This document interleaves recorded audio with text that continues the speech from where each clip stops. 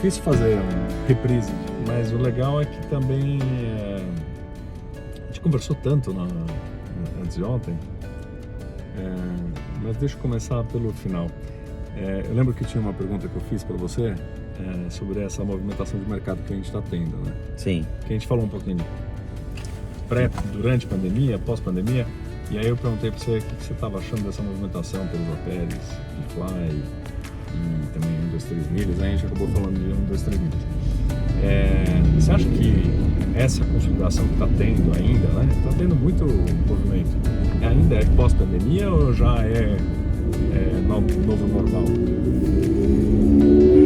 Pois é, assim, vamos lembrar que antes da pandemia a gente tinha mais ou menos um número de operadoras, algumas delas se foram, né, no meio do caminho, e outras que tinham nascido também no pré-pandemia, e aí vale dois exemplos como a Diversa e a Viagens Promo, por exemplo, encontraram o seu lugar ao sol, né? Vinham fazendo um bom trabalho, enfim, sem pretensões de competir com os grandes, mas isso foi uma movimentação que aconteceu. Tiveram as consolidações que aconteceram, então você pega uma LTN que se juntou com a Teresa Pérez para criar a TP Corp, que é para atender alto escalão das empresas, só que de uma forma mais personalizada. A gente teve outras fusões que aconteceram nesse sentido, assim, para O Tomás se articulou para todo lado, né? Ele fez bem, né? Ou seja, a New Age voltou. Sim. No meio do caminho todo, o que é ótimo para ele, porque ele viu a demanda do luxo também perguntar por coisas um pouco mais... Sim. Por produtos que não estão no DNA da Teresa Pérez e não faz sentido eles distribuírem, e agora com a nova marca eles podem fazer esse movimento, né? Então faltava ali, e tem bastante essa demanda. Uma das coisas que a gente tem como tendência é o que eles chamam, né, o luxo do pé descalço, né, o barefoot luxury, onde assim o novo movimento de consumo de viagens de luxo não tem tanto a ver com a sofisticação, com o ouro, os commodities de altos preços, e sim mais com experiências únicas, algo que inclusive te deixe melhor, e não só, né, não seja apreciativo que alguém está levando um dinheiro lá, mas que você consiga consumir um destino de uma forma diferente, única, talvez com muito menos gente, né, mais exclusivo. Coisa que o mercado brasileiro está começando a descobrir. Na verdade, lá fora já tinha isso faz tempo, né? Sim. Aquelas viagens de caminhada pela Toscana, ou exatamente esse negócio mais em contato com a natureza, uma vida mais simples. E mais distante, né, assim, dos grandes centros, né? Grandes centros e atrações, as pessoas querem conhecer mais a vida local, né? Estava realmente muito acessível a uns nichos muito específicos, né? Aquela Butterfly, Robinson, Abercrombie, e tinham várias aí que estavam já, mas só poucas agências estavam cuidando, né? Isso eu acho que a gente está percebendo isso também em locação, porque o cliente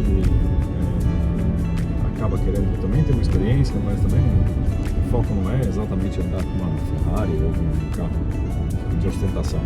É um carro que ele quer, inclusive, o turista brasileiro é até muito bem recebido, porque ele é um turista discreto, esse de altíssima renda ou de alta renda.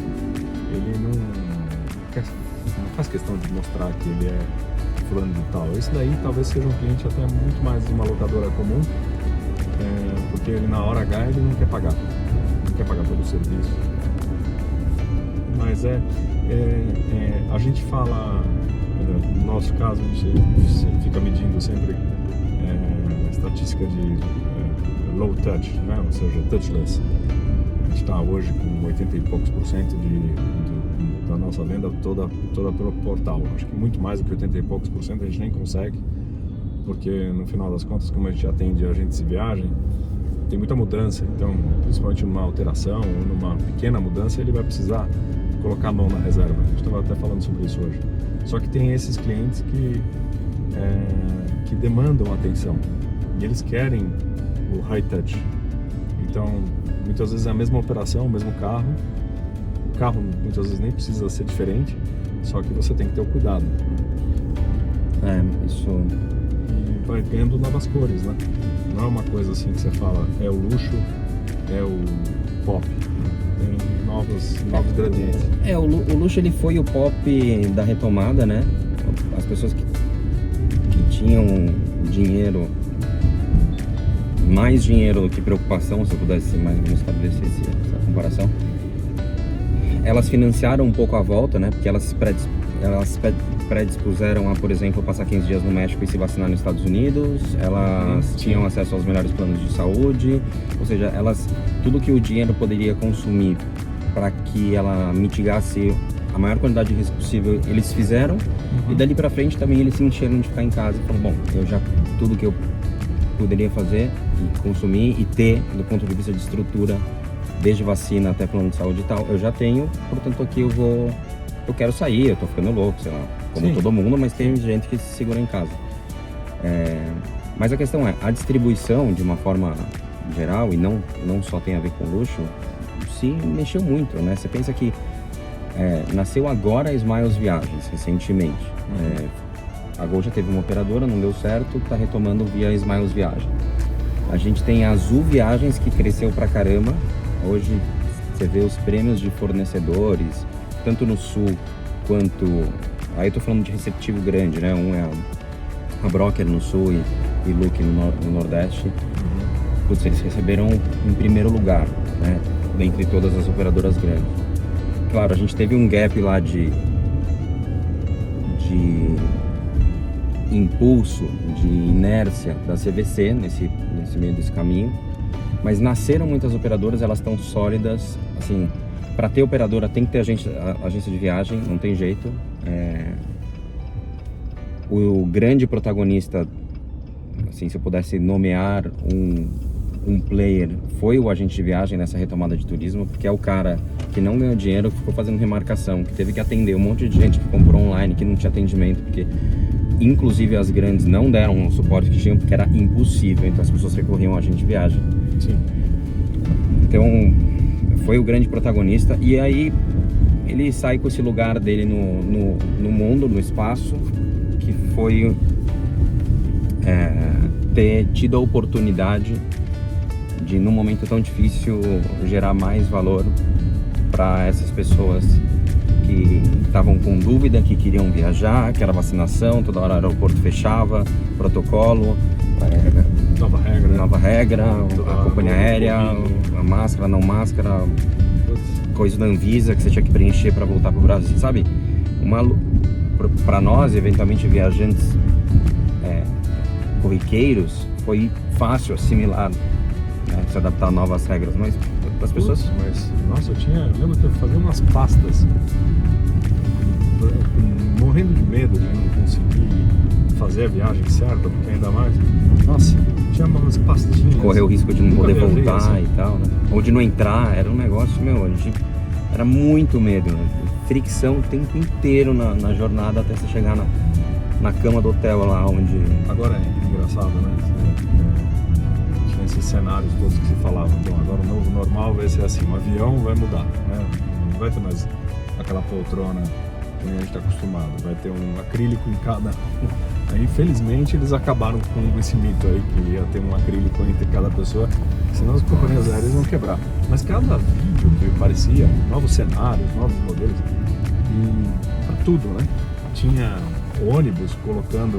Eu lembro que a Marco Polo fez um projeto que tinha um distanciamento de 1,5 metro entre uma poltrona e a outra. Cada coisa louca que... Só daquela época lá que criaram esses cenários. Mas é interessante porque a gente foi uma fábrica de cenários, porque ninguém sabia para onde ir. Cenários e projetos. Pois é, e aí se você olha para trás, você fala, meu Deus, que loucura, né? E realmente as pessoas estavam fazendo, planejando já sérios cenários. Tanto é que, por exemplo, eu estava em contato lá com algumas empresas, uma delas era a Marco Polo, eles estavam com um projeto lá de uma empresa espanhola que jogava um gás dentro do ônibus, aí o ônibus tinha que ficar 1h30 com aquele gás. A gente até falou sobre isso. Você me apresentou essa empresa. E não faziam só para ônibus, faziam para ambiente de trabalho. Pra hotel. Era um produto que higienizava, né? Soltava uma fumaça lá, pau. E eles falam um projeto de um leasing, né? Ia custar não sei quantos R$1.000 para você não precisar adquirir aquela máquina, que era, sei lá. E eles estavam convictos que o negócio, o vírus ia vir para ficar e não era tão rápido, que ia ter tantas variantes que a gente não ia se livrar tão rápido do vírus.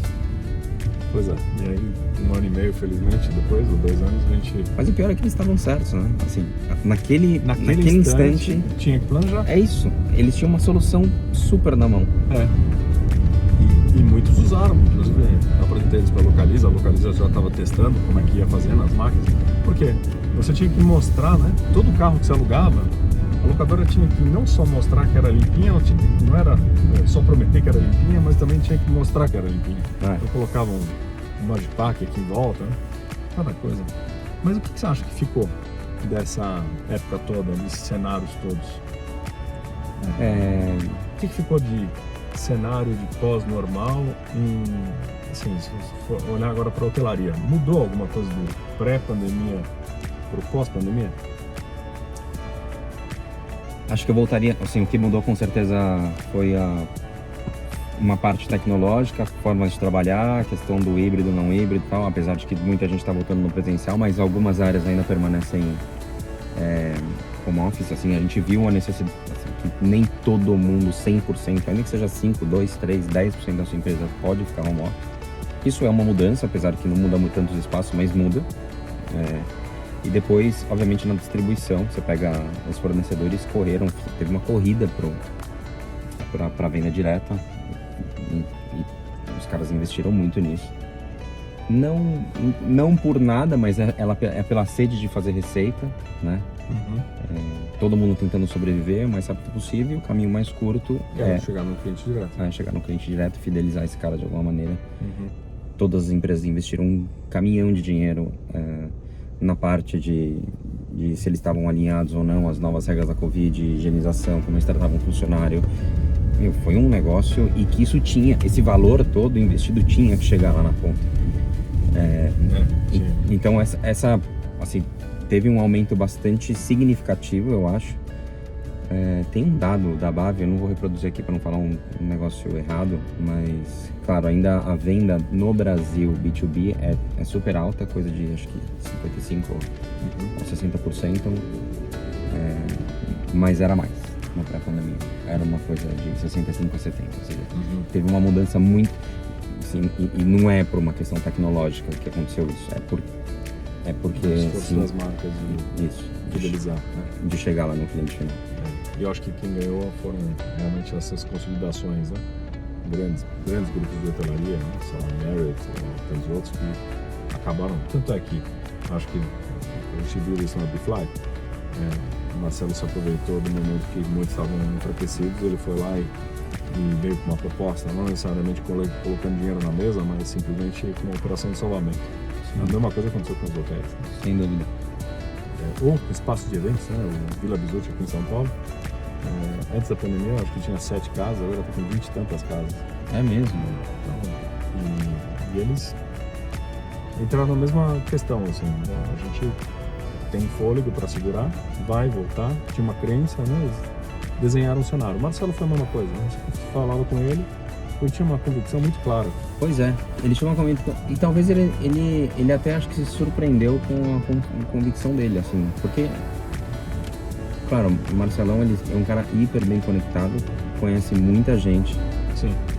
Mas ele mesmo dizia que quando ele se apropriou mesmo da Flytour, ele falou, isso aqui é um banco de oportunidade de negócio no turismo. Todo mundo, uma Flytour forte, todo mundo procurava para fazer novos negócios e diferentes tipos de negócio, coisa que eventualmente ele, como a Belvitur, apesar de ser a maior, sei lá, de Minas Gerais, ele não tinha essa percepção tanto aqui, né? Sim. Ele assim, foi muito legal esse movimento. E também acho que pouco. Talvez não tanto a Flytour no sentido Flytour, porque a Flytour sempre foi consolidação e business travel, o que ele ainda é hoje. Sim. Tá retomando uma Queensberry e disse que vai vender super bem esse ano.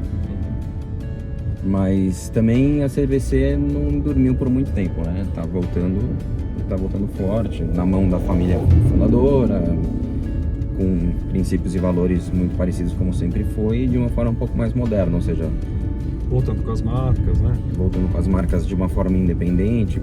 Iam matar, compraram um monte de marca e iam matar, nossa, absurdo. Investiram um monte de dinheiro.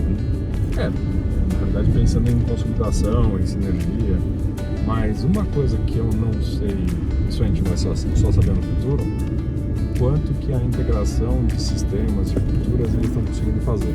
Quem? Os dois grupos, os dois, né? Os dois grandes, né? Pensa. Porque você coloca um Salesforce, um SAP, não é uma coisa assim tão plug and play, né? Você tem que entender as culturas. Nossa, 2 anos de muito trabalho para. No mínimo, né? Ainda mais nessas massas gigantescas. E tem Idade Média convivendo com o século 22, né? Então, muita gente no turismo a gente vive isso, é só ir numa base, né? Que você vai ver realmente aquilo.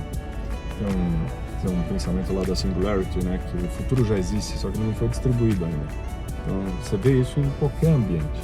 A gente está aqui fazendo um formato de evento formato de entrevista que a gente acha divertido, mas tem um monte de gente que ainda não está consumindo dessa forma, nem sabe o que é GoPro, não sabe nem, né? Tem tanta gente que não sabe nem usar um telefone direito e está no turismo, tem que ser atendido e você tem que ter solução para ele. Sem dúvida. E o dinheiro muitas vezes está lá onde a pessoa nem tem tanto acesso, nem está tão... Hoje está todo mundo falando de inteligência artificial, puxa, você conversa com meia dúzia de pessoas, nem sabe usar. E é a nova palavra da moda, né? Você fala, não, você tem que saber mexer com isso. Eu lembro que há 2, 3 anos atrás, quando eu estive lá no Skift, acho que em 2019, estava todo mundo falando de chatbot. Não, tem que ter chatbot. Agora fala de ChatGPT. Quem usa, interage com essas máquinas, percebe logo que é um robô, por mais que sejam robôs cada vez mais incríveis, né? Eu uso bastante o ChatGPT, não sei se você tem usado. Eu uso. Não, outro dia a gente está contratando uma analista júnior para pena de marketing. Aí eu pergunto, assim, em vez de fazer o job description, eu fiz ele fazer por mim. E foi ótimo. Nós tentamos corrigir umas 2 ou 3 coisas. Essas coisas realmente facilitam muito a sua vida, porque é um texto que você sabe fazer, Sim. mas que dá trabalho, que você tem que pensar, mas assim, ele já vem com esqueleto, assim, para quem escreve, para quem... Não, incrível. Nossa, ele corta um caminho. Hoje eu estava conversando com um consulado que tinha que preencher lá alguns requisitos de documentação. Eu peguei copy, joguei no ChatGPT, falando, responda em alemão, sóbrio, gentil e ainda coloque que meu filho tem certidão tal. Aí ele fez o documento, eu fiz copy, paste, joguei para o consulado e fiquei conversando com o consulado dessa forma. Porque é tão técnico que o ChatGPT é muito mais inteligente que eu. Só que tem que ter alguém manuseando aquele sistema, né? Não é um negócio que é plug and play. Imagina, seria ótimo se eu conseguisse botar na Mobility todas as solicitações, porque teoricamente dá, só que tem que ter algum prompting, tem que ter algum ser humano ali usando. Seguramente. Para não responder errado, porque o ChatGPT erra um monte, como os bots erravam. Mas isso para falar da convivência com várias gerações, que a gente já faz naturalmente. Você convive com teu pai, por exemplo, né? Sim. Teu pai vai fazer 80. Tem 84, vai fazer 85. E você tá com 30, né? 9. Quem me dera. Então, você vê, você tem 45 anos de diferença entre teu pai. Exatamente. 44 anos e 11 meses, para ser mais preciso. Exatamente. E a tua empresa que você tá agora, você falou isso na última vez, 2017, 18, que você... 18, né? Não, 17. Não, eu entrei em 13. Você me perguntou da última vez, né? Quando que você se sentiu... Panrotas. Apropriado do tema Panrotas, né? Assim, E isso aconteceu no final de 17 para 18, né? É isso. O resultado de 18 foi a consolidação, o resultado de 17 já dava um norte, já estava um pouco mais tranquilo, mas o final de 18, é isso. É por aqui que a gente tem que ir. E aí você pegou um negócio de um cara que já estava com quase 80 anos e você com 30 e poucos, logo mais você pegou a questão da... Você estava começando a organizar um negócio, deixando ele mais contabilmente mais adequado e tal. Financeiramente, Não, isso foi em 14. Assim, a reestruturação foi em 14. É que quando a pergunta do tipo assim, quando que você se apropriou, eu entendi do ponto de vista assim, cara, quando que eu, sabe, videogame, né? Você começa a jogar videogame e tal, você um dia você é bom no videogame, assim, mais ou menos bom, você sabe, você passa de fase, sabe todos os comandos, você faz com o bonequinho aquilo que você quer e tal. É isso, assim, eu tava bom naquilo que eu me propus a fazer nesse final de 18 e confiante, né? Mas a reestruturação a gente fez em 2014, a gente começou, logo em março de 2014, foi quando em abril a gente parou de imprimir o guia, por exemplo, a última edição do guia foi em abril de 2014, a gente tirou toda a área do guia Panrotas, a gente passou ele primeiramente online, em 2014 a gente já estava com um plano também de ser uma mídia digital, a Panrotas tinha 70%, são 3 linhas de receita, online, offline e patrocínio de eventos. Em 2013, 70% da nossa receita vinha de offline, 20% online, 10% eventos. E 2019, assim, né, que ainda era o nosso modelo, 5 mil toda semana, imprimindo, mandando por correio, ou seja, a gente transformou o modelo seguindo mais ou menos os mesmos produtos. Mas eventos era 10% só? Então, de receita. Só 10%? Pensei que era metade, né? Não, agora assim, fora o Panrotas mais o Panrotas Next, que a gente começou em 2015, mais os eventos que a gente faz para marcas terceiras, assim, que nos contratam para fazer evento. 30%. Eu pensei que era mais. O online, se eu tivesse que dar um chute como a gente vai fechar, pelo que a gente já fez nesse primeiro semestre, o meu offline vai ser 10% esse ano. Então, o dinheiro que vem do impresso, aí eu tenho 30% de eventos, eu tenho 60% de receita que vem de online. Isso porque a gente começou, em 2016 a gente implementou uma área de Big Data que segue até hoje e que hoje a gente consegue monitorar bastante o comportamento de consumo de notícias de cada uma das pessoas que estão no nosso portal. A gente é a única mídia do setor que segue o modelo das grandes mídias de fechar conteúdo para que as pessoas fiquem logadas e a gente monitora isso, né? Tem gente que reclama, não consegue recuperar a senha, uma reclamação, mas tudo isso é para, no final das contas, eu sei que tem um esforço individual de cada um nesse sentido, mas é para a gente conseguir melhorar a experiência do usuário na hora de ler a notícia e na hora da gente montar aquele quebra-cabeça que é o site de todos os dias, porque a gente não tem um sistema tipo WordPress. O sistema foi desenvolvido pelo meu cunhado, que também é o diretor financeiro, é o diretor de TI da Panrotas. E aquele quebra-cabeça é ele que faz. Então ele bota uma ferramenta na mão da redação e a gente coloca mais widgets, menos widgets, mais longo aviação, menos longa aviação, sessão personalizada para a marca, sessão temática com um tema, sei lá, mês do orgulho LGBTQIA+, ou sei lá, agora vai ter o da BAV, por exemplo. Então, e a gente começou a usar a rede social, nosso mailing começou a dar muito certo, um mailing que tem, sei lá, 28%, 29% de abertura, quando você manda uma newsletter diária, a gente só manda um e-mail marketing 24%, 25%, a base é menor, porque tem o que quer receber newsletter e o que não quer. Quantos são? 29 mil na newsletter, 14 mil e-mail marketing. Sabe o que eu vou te falar? A gente está aqui no Palácio do Governo, né? O Dória, ele tinha saído daqui, né? O Tarcísio está aqui. Outro dia eu estive aqui com uma turma de alemães. Você já entrou aí? Já. Já teve com o Tarcísio? Não. Teve com... Você interage com o governo, assim? Você interage bastante com o governo. Eu acho que teu pai fazia isso bastante bem, né? Meu pai sempre fez bem na questão de relacional, que é uma coisa que eu acredito que eu consiga manter, mas a gente nunca fez muito negócio com o governo, Uhum. porque... Ele atrapalha mais? Não é que ele atrapalha, é que quando você, assim, né, tem uma frase que eu gosto muito, que assim, as pessoas estão no século XXI, as empresas estão no século XX e o governo no século XIX. Uhum. Assim, mais ou menos essa é a história para dizer, putz, a Panrotas tenta todos os dias encontrar ferramentas e soluções para você. Imagina você, que é o cara que faz o mestrado de filosofia na Alemanha, eu ir lá te colocar uma proposta e você ver valor naquilo que eu tô fazendo, que, meu, no fundo, você tem que investir um dinheiro para aumentar a relevância da sua marca de algum jeito nos meus canais. Isso é uma coisa que me preocupa todos os dias, é o que me move também para fazer o negócio dar certo. E isso não é o que o governo faz. O governo, ele tem um dinheiro, ele faz, ele investe, ele compra anúncio, não sei o que lá. Cara, e muitas das vezes eu não consigo entregar o mesmo formato que ele contrata.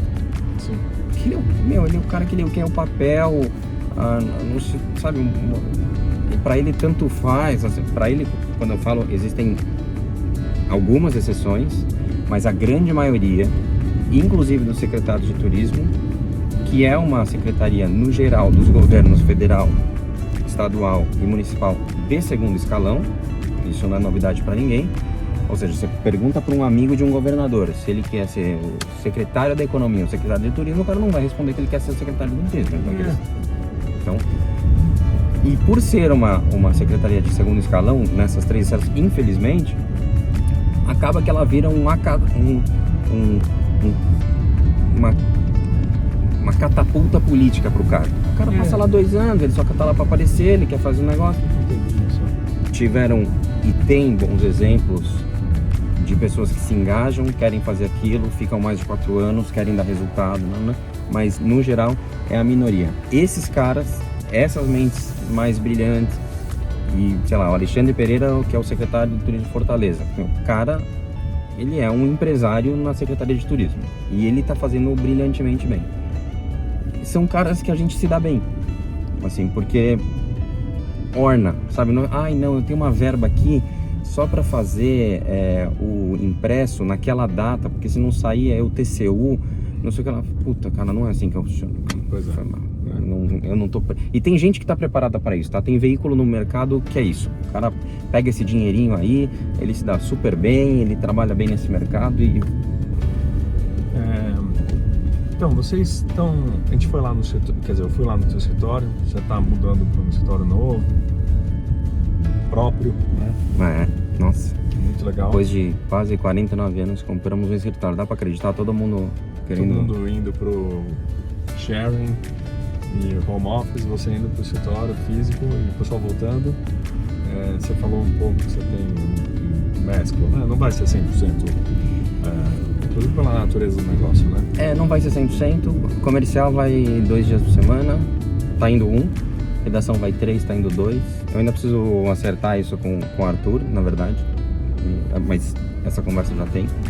E é um desejo nosso, a gente precisa combinar com o time, ver se eles também topam. Porque, também a gente não tem muito essa, assim, é bastante horizontalizado.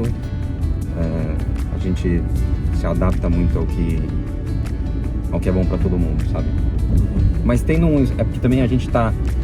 Eu tô no escritório do Carlinhos, que além de ser um grande amigo, é um segundo pai no turismo pra mim, principalmente na pandemia, que eu aprendi muito com ele. Ficava só na pandemia, aí a gente trocava ideia, desde agosto de 2020 indo pro escritório e trocando ideia lá. Ele é um cara que tem muito contato, sabe muito, conhece muito. E também era um cara que estava mais conectado no século XXI. Mas super moderno, investiu muito em tecnologia, tem uma empresa de tecnologia. E aí a gente está no escritório dele. Sim. A pergunta se mudou. Primeiro foi uma coisa meio sem muita pretensão. Eu aluguei uma salinha, saí lá do Jabaquara, aluguei uma salinha lá na Rua Helena. E aí depois... direito.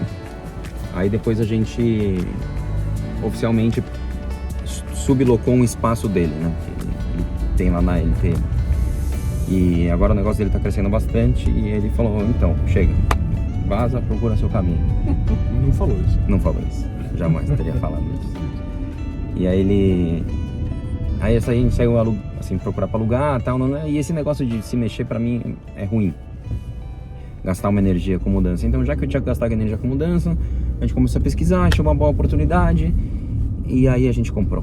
Muito legal. É. Isso daí é de um hábito saudável que você teve, de juntar sempre um pouquinho de dinheiro e guardar, e aí de repente você estava com dinheiro com uma oportunidade. Tá vendo? Eu fiz um evento, quer dizer, participei de um evento esses dias com um cara que tem sempre uma referência do avô dele, que é o cara que fez a Casa do Bahia. Por mais que ele esteja passando por uma grande transformação agora, estava vendo as ações dele, está um super desafio pensar aqui em Casas Bahia, né, na referência de varejo. Totalmente. Mas o Rafael Klein, que é amigo e colega de um grupo aí de empreendedores que eu faço parte, falando a mesma coisa, né? Você tem que separar, guardar, ser conservador, e você vê que quem faz isso acaba se dando melhor. O turismo ele é um mercado que é uma sedução para muitos empreendedores que se comovem com o dinheiro que está na conta, e aí começam a fazer ações, antecipa dinheiro, e aí faz parcelamento em 12, em 15, e dá mais comissão, e tira aquele imposto, e aí não paga esse, e de repente aí aparece um Marcelo Cohen que compra, né?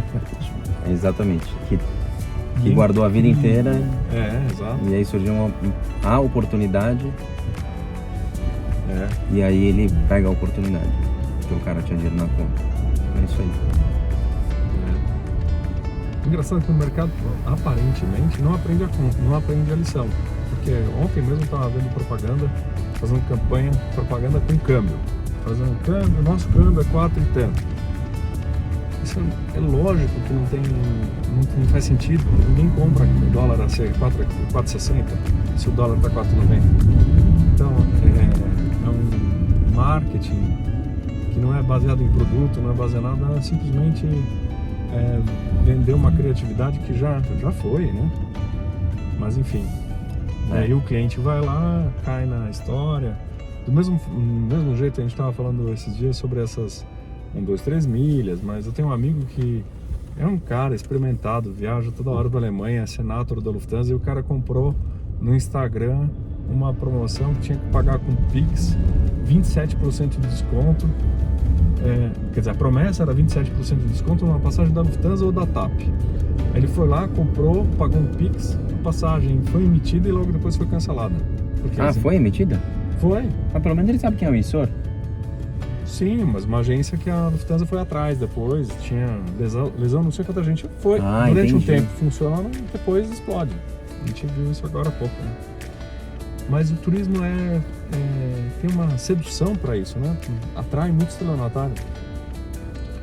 Mas é um mercado que mexe com o imaginário das pessoas. Viajar é muito legal, né? Afinal das contas é isso, né? Todo mundo quer. É um negócio que...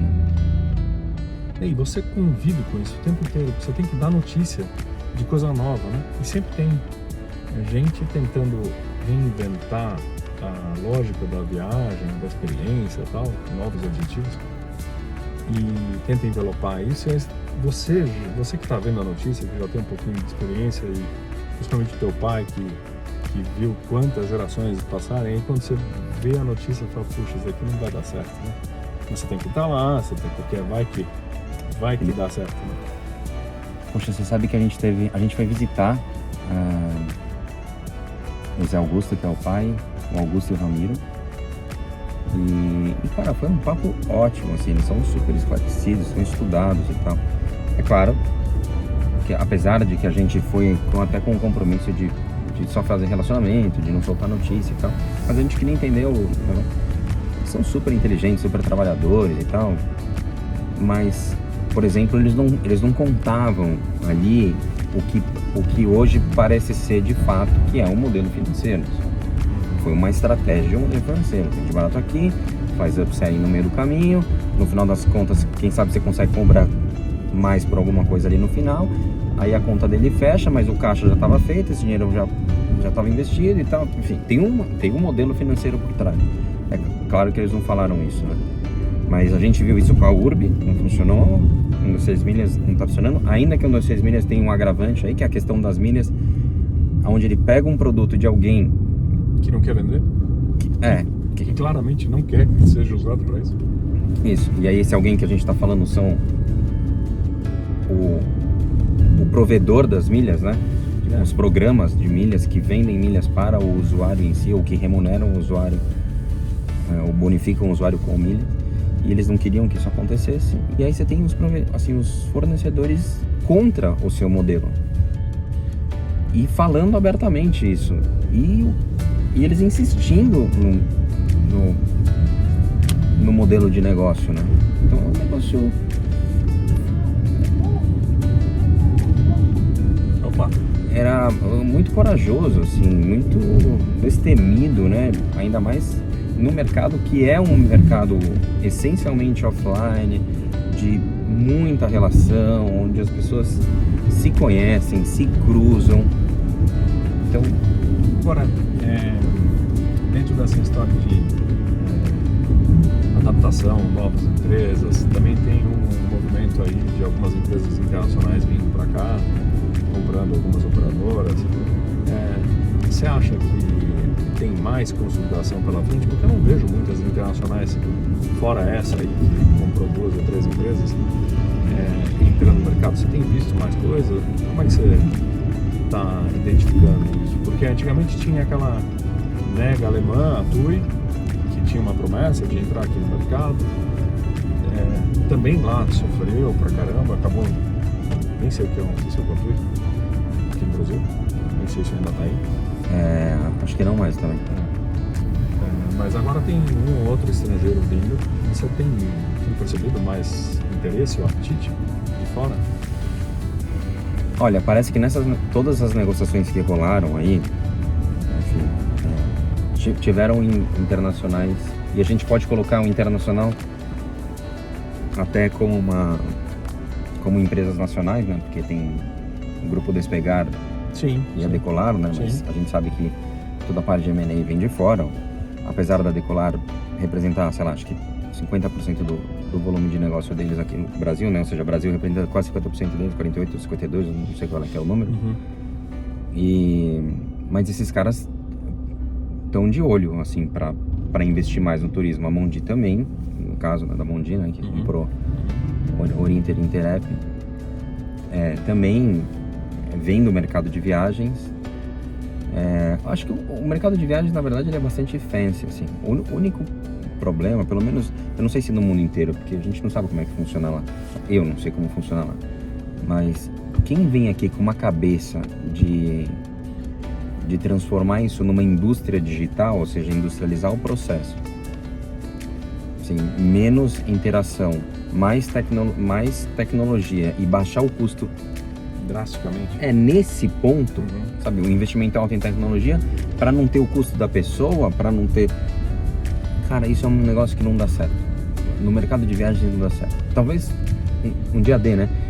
Assim, eu costumo dizer, né? O meu pai, ele inventou a Expedia, a Booking. Tinha um negócio que chamava Rede Pan. Tinha um guia. E aí você assinava um CD.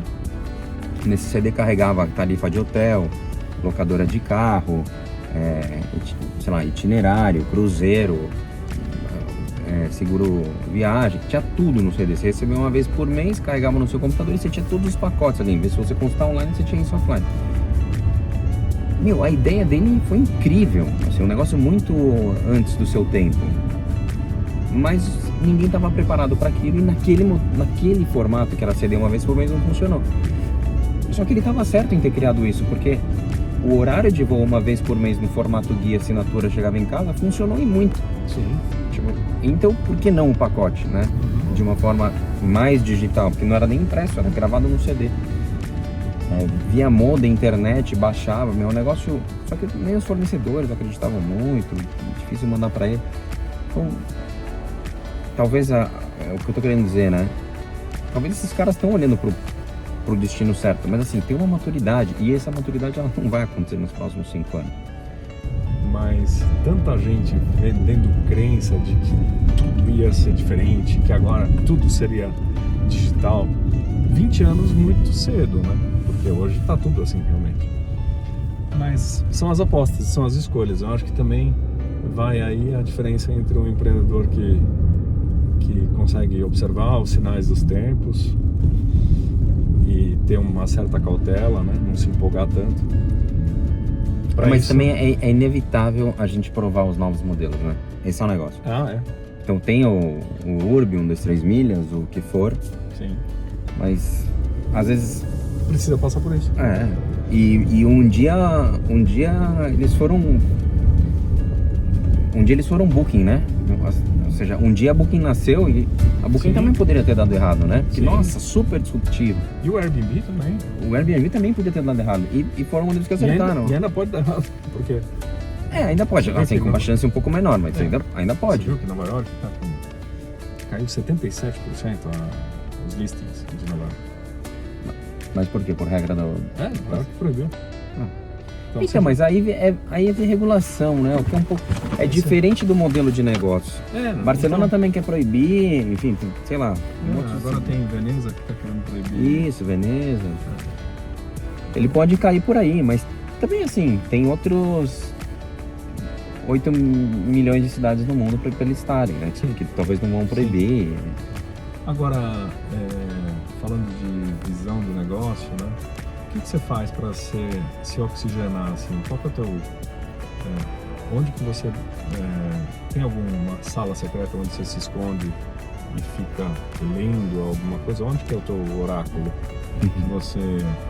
Qual que é o momento ali de ar, que você tá no ar da graça, assim, falando, puxa, eu preciso desse momento? Tem isso?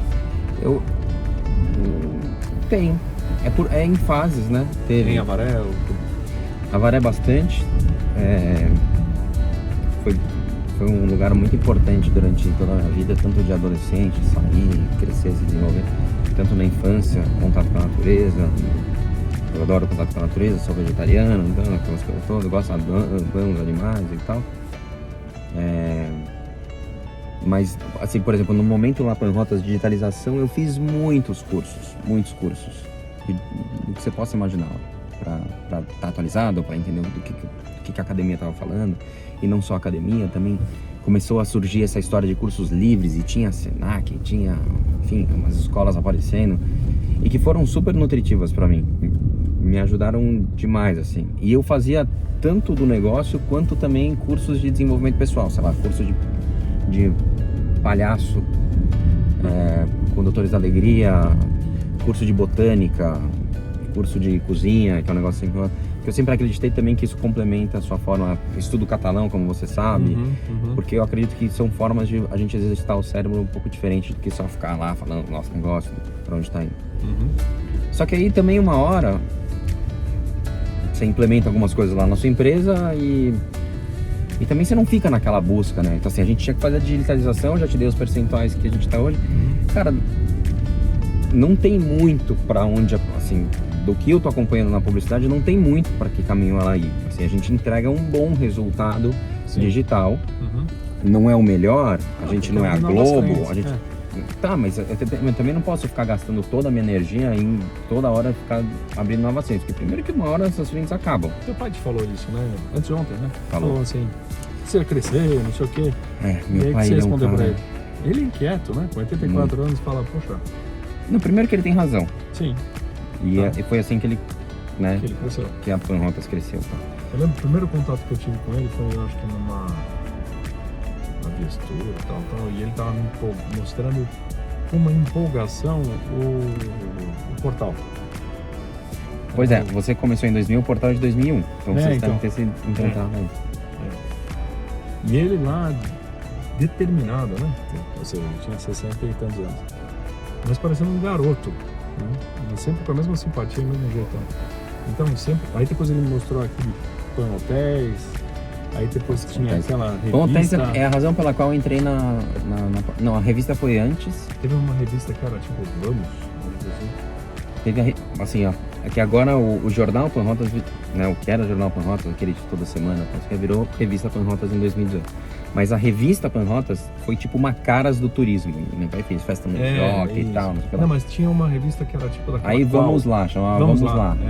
Que era depois a Qual, que era de imóveis, Isso. abriu a Vamos... Mas Qual ele trouxe aquilo lá com Viagem. uma empolgação. E a mesma coisa, sempre insaciável, né? Pois é, ele falou isso, cai como um peso uma responsabilidade, ele tem razão, tem que pensar, tem que encontrar oportunidade.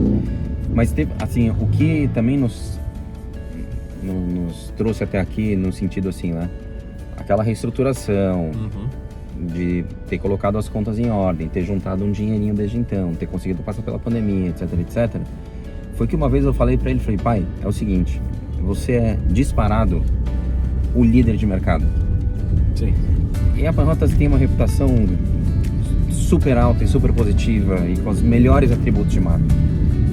Vamos fazer o seguinte, já que você tá nesse papel de ficar procurando as coisas e tal, e sempre foi bom pra isso, você continua nesse negócio que eu vou fazer isso aqui, eu vou aproveitar o máximo que isso aqui pode dar do que já tem. Sim. Sabe? Eu vou então assim, vamos aproveitar essa reputação e vamos ir pro digital e vamos convencer todas as marcas que elas têm que sair do offline e elas têm que ir pro online, porque lá no começo meu pai brinca que quando ele começava o portal, ninguém acreditava no portal. Isso que o portal foi lançado, olha como foi.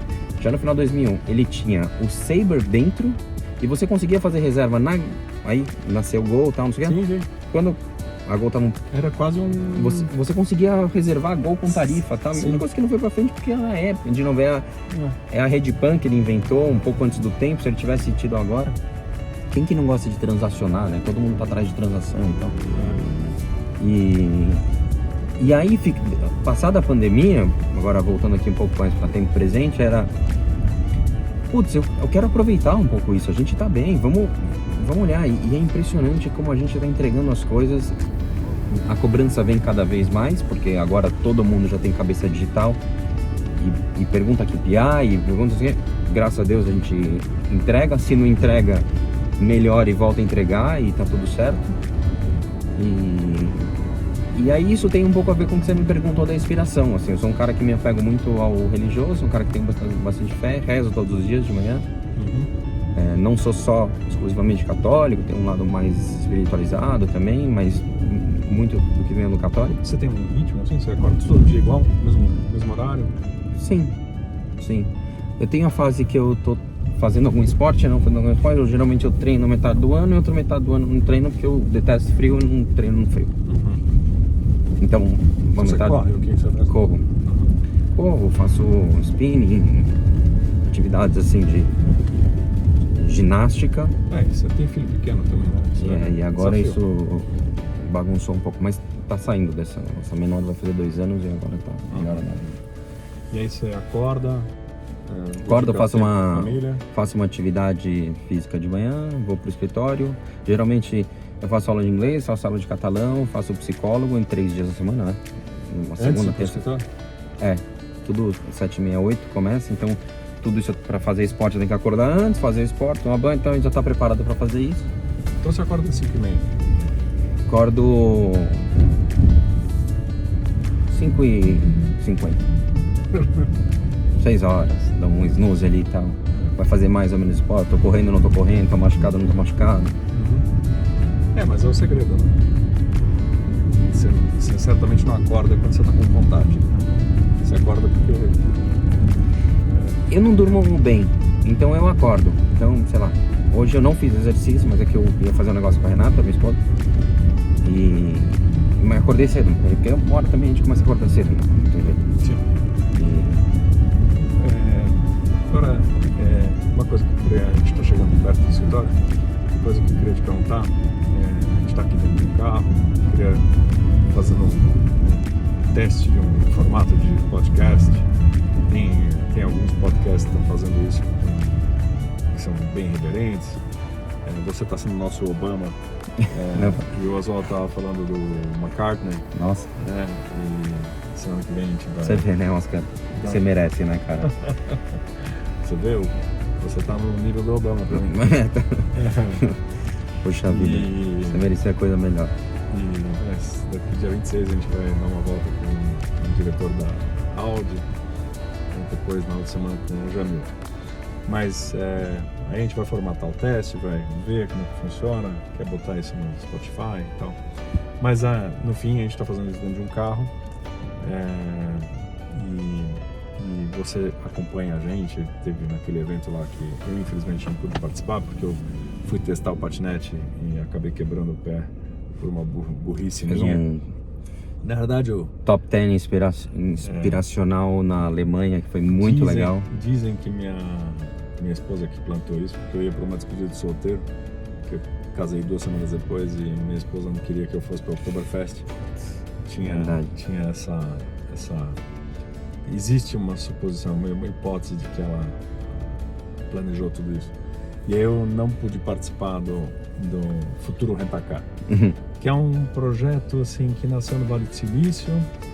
Aí a gente fez o Vale do Silício, foi legal. Eu lembro que o Cidaras foi no primeiro.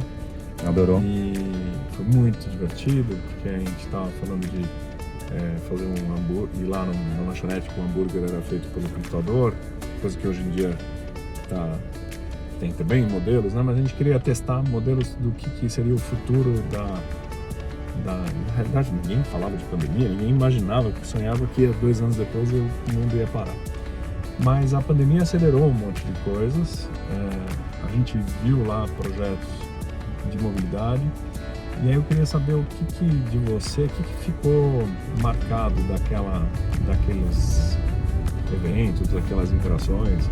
Foi para o Oktoberfest, mas também deu uma volta em Stuttgart, eu acho, também, né? Mas vocês ficaram bastante em Munique. O que você guarda de lembrança daquela viagem? E como que você iria fazer de novo? Você acha que tem vocação para a gente fazer para a Coreia, para Israel, para a Suíça? A gente pensa em vários lugares. Pensa em implantar isso para ano que vem.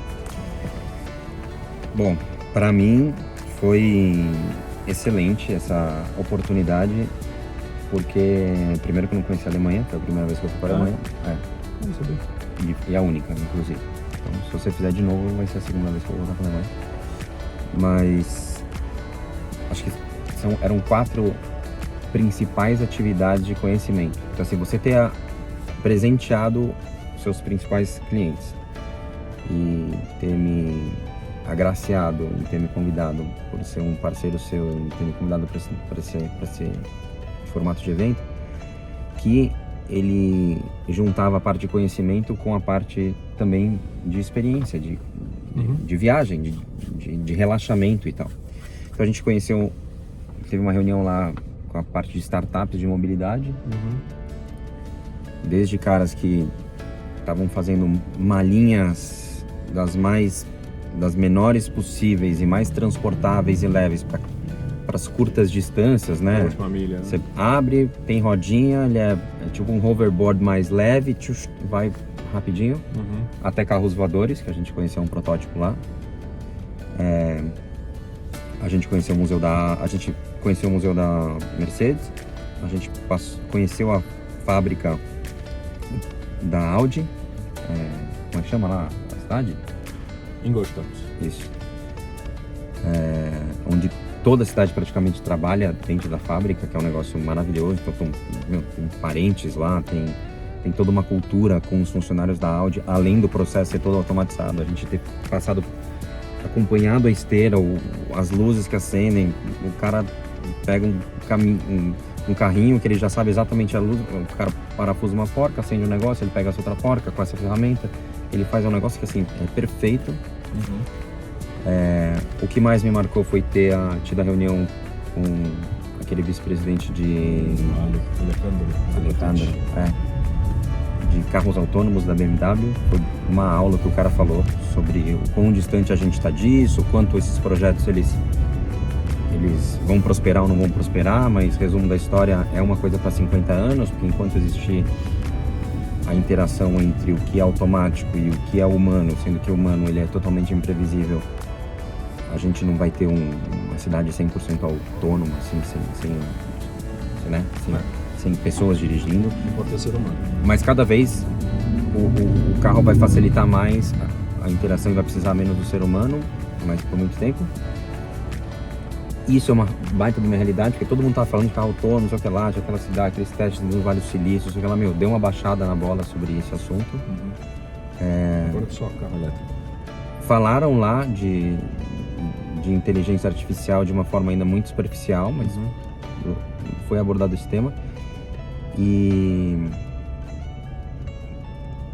a parte do carro voador, cara, que isso é um negócio que, lá, conhecendo uma startup, o empreendedor lá, você fala, meu, coitado, esse cara é meio doido, né?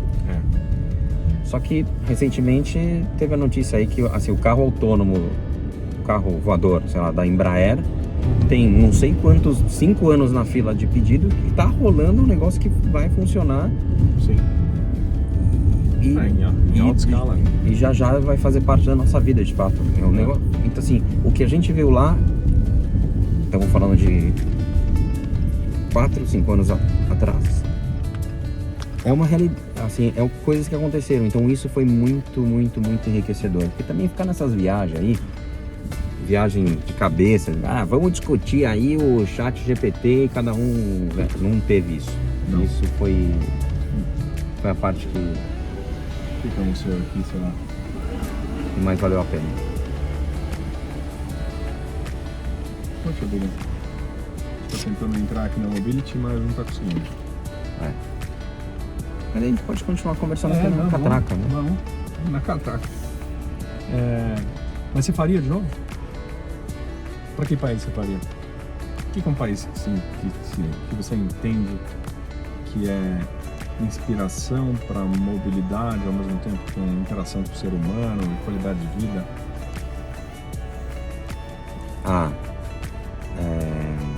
Sim. Eu acho que do ponto de vista de realidade, a gente precisa... É a China. Sim. Se esses caras com B300 não sabem sobre mobilidade, ninguém mais sabe, né? Não digo que eles são os mais modernos, mas é os que vão chegar lá. E agora, inclusive, com essa... Assim, a China só conseguiu ser relevante em carro no mundo quando ela viu a oportunidade de produzir carro elétrico, quando ninguém acreditava em carro elétrico. Ela falou, eu vou inundar o mundo de carro elétrico porque é isso que eu consigo fazer. Eu não vou mais tentar fazer carro bom, a combustão e tal. Enfim, então acho que China é um bom caminho. China, assim, sei lá, Ásia, Singapura e tal. A gente fez esses dias o evento aí com o BYD. BYD ano passado tinha vendido, acho que estava metade da produção, metade da Tesla. Agora já passou da Tesla, mas em um ano. Imagina daqui a...